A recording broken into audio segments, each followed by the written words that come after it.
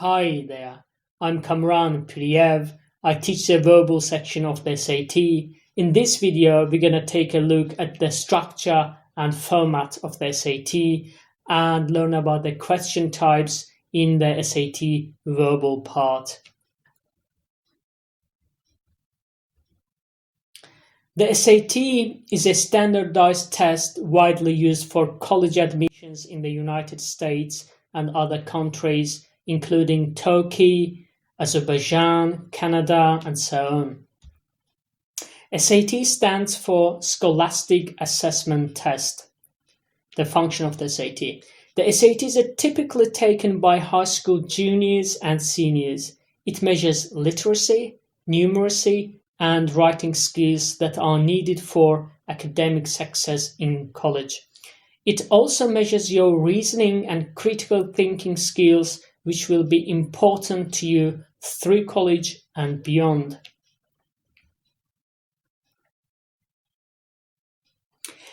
The SAT is composed of three main sections. First is reading. The full name is evidence-based reading.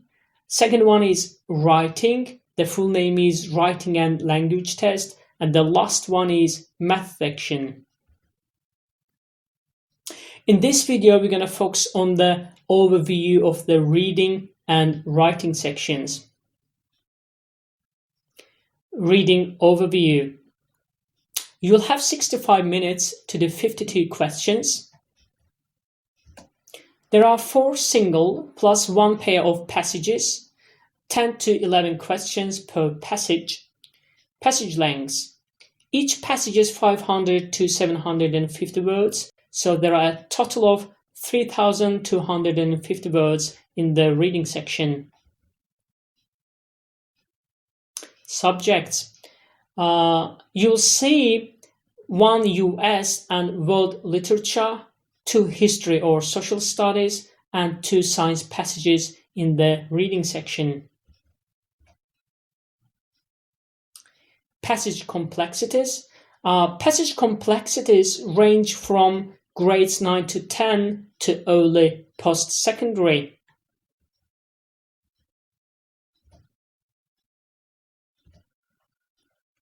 Reading section is divided into 3 main categories. First is information and ideas. Second is rhetoric. And the third one is synthesis. First, let's go over the information and ideas category.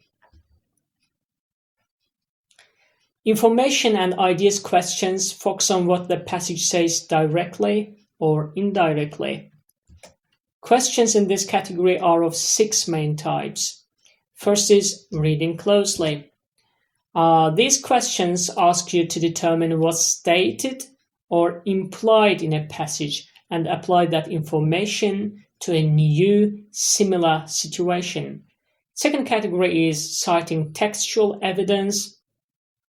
These questions ask you to decide which part of a passage best support the answer. That's why we usually call these questions best evidence questions. Third is determining central ideas. We also call that category big picture questions. Here we have to understand the main point of a passage. Fourth one is summarizing. As the name suggests, here we have to recognize an effective summary of a passage or a part of a passage. Understanding relationships. These questions ask us to establish connections between people, events, ideas, and the like in a passage. And the last one is vocabulary in context. Here again, as the name suggests, these questions ask us to figure out the precise meaning of a particular word or a phrase in the passage.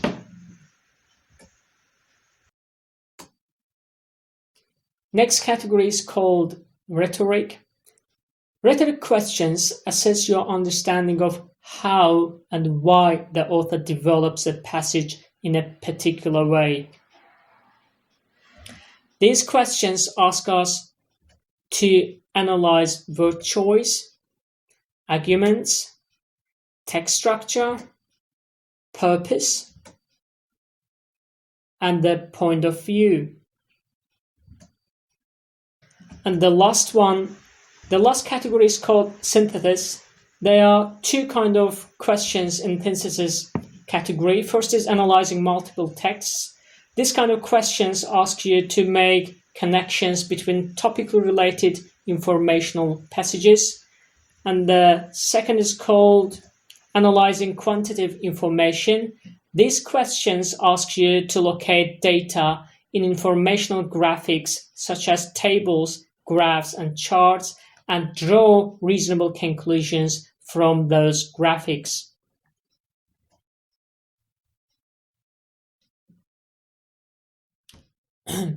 And now it is the time to go over the writing section.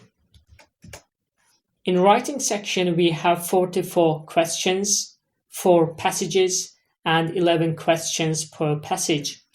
You'll have 35 minutes to do all the questions in the writing section. Passage lengths. Each passage is 400 to 450 words long. Subjects. In the writing section, one passage will be on career-related topic and one passage each in the humanities, history or social studies, and science. Writing modes are 1 non-fiction narrative, 1 to 2 informative explanatory texts, and 1 to 2 arguments. The complexities of the writing passages range from grades 9 to 10 to early post-secondary. The writing section is divided into 2 main categories. First is expression of ideas. Here we have 24 questions. And the second one is standard English conventions. And here we have 20 questions. Expression of ideas. These questions focus on refining the substance of a writer's message. Specifically, expression of ideas questions focus on topic development, organization, and effective language use in relation to the writer's purpose.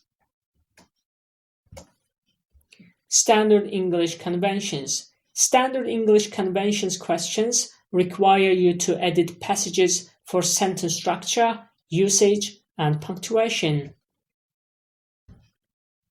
In the next video, we're going to talk about the standard English conventions more broadly.